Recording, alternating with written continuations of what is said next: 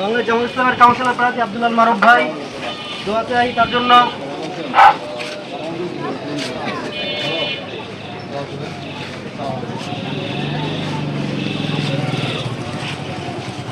কে আছে?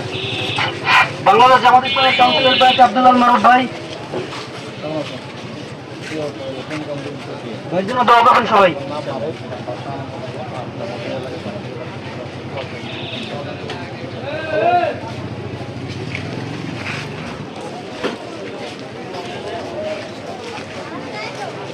বাংলাদেশ জামাত ইসলামের কাউন্সিলর প্রার্থী আব্দুল মারুফ ভাই, ভাইয়ের জন্য সবার কাছে দোয়া চাই আমরা।